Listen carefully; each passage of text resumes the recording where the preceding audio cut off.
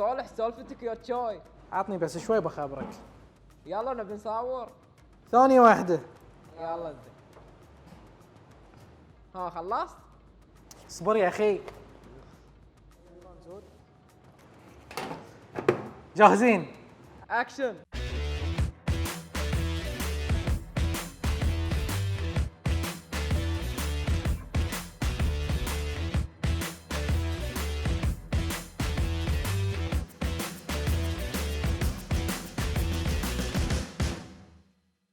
السلام عليكم وحياكم الله في حلقة جديدة من مطبخنا في الطابق الخامس. اليوم عندنا حلقة استثنائية لأن عندنا جائزة لكم.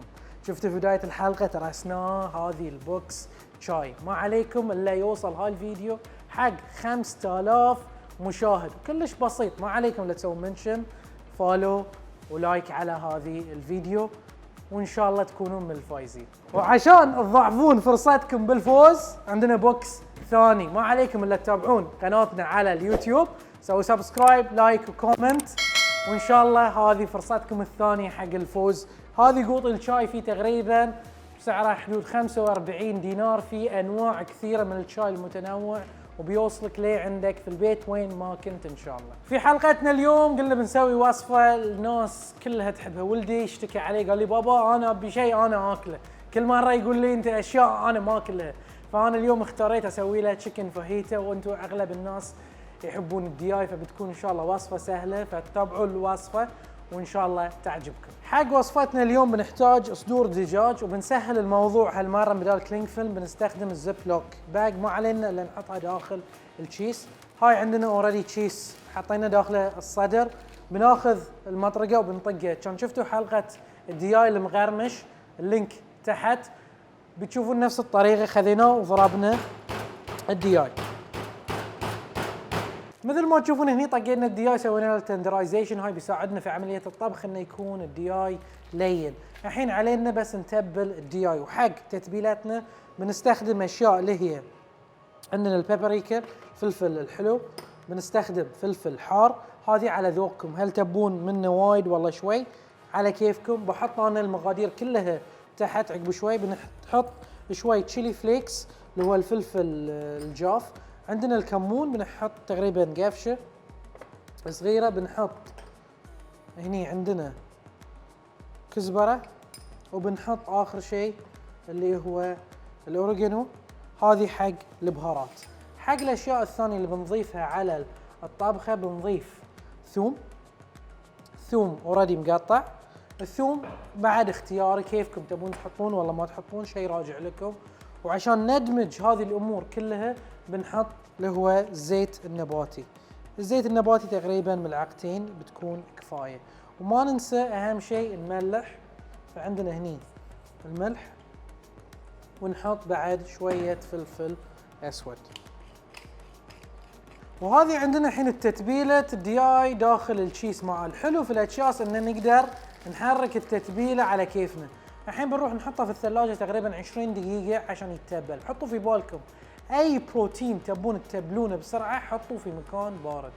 غرفه درجه حراره الغرفه بتتبل لنا الامور، بس اذا تبون تسرعون العمليه حطوا داخل الثلاجه، بيطلع لنا وايد اسرع من درجه الحراره العاديه. الحين حطيت الكاست ايرون سكلت على النار، ابي اسخنه عشان تتوزع فيه الحراره. اذا ما عندكم ذي تقدرون تستخدمون اي طابه ثقيل عندكم في البيت، بس تاكدوا ان تزيدون حرارته. عندنا الدياي اوريدي في الثلاجه قاعد ننتظره، والحين الواحد لازم يروق، وما في شيء الواحد يروق وياه الا شاي اللوكندرا.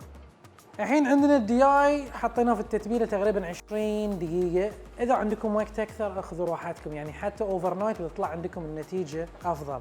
عندنا الطابه بدا يدخن، تشوفونه حلو الدخان. في طريقه علموني اياها عشان 100% ما يلصق الدياي عندك ويعطيكم بيوتيفول جريل ماركس. باخذ لي كلينس او فوطه عندي، بحط لي شويه زيت عليها وبمشها بس على مالت الجريل. عقبها باخذ لي الديايه. الدياي دائما في صوبين، في صوب خشن وفي صوب املس، دائما احطه باتجاه الاملس اول شيء.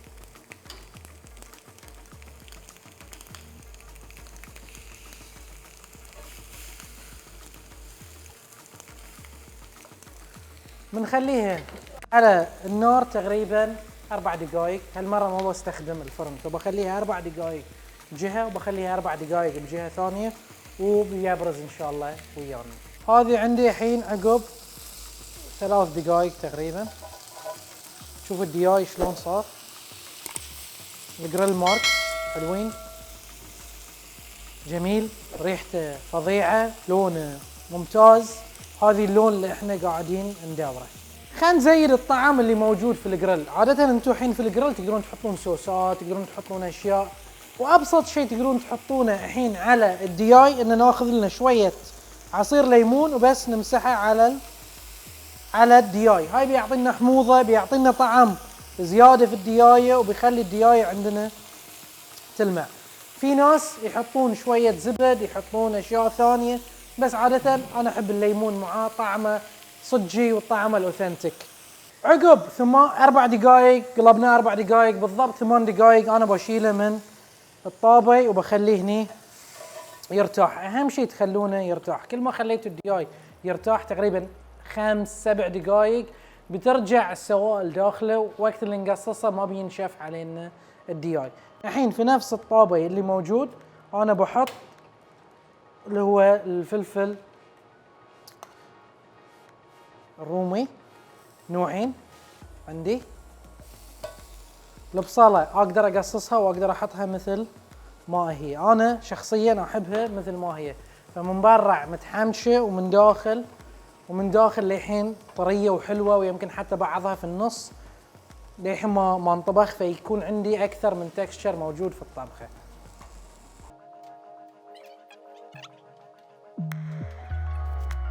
عندنا الفليفله انطبخت، عندنا البصل انطبخ، عندنا الدياي ارتاح، ما علينا الحين الا نحطه في الصحن. الحين ما علينا الا نقصص الدياي ونجهزها حق تقديم الطبق. مثل ما تشوفونها بيضة صايرة وسوفت.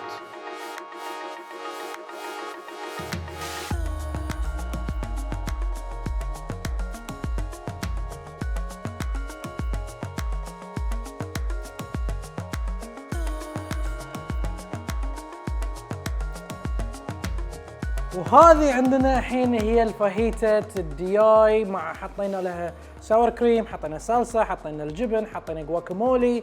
شنو الاشياء اللي انتم تبون تحطونها يمها حطوها، وما علينا نلفها الحين بالخبز وناكلها. وعليكم بألف ألف عافيه. لا تنسون مسابقاتنا اللي تكلمنا عنها في بدايه الحلقه. حطوا السبسكرايب والليك والشيرز وكل شيء تبون تحطونه حطوه. وعليكم بألف عافيه، ونشوفكم في حلقه جديده في الطابق الخامس.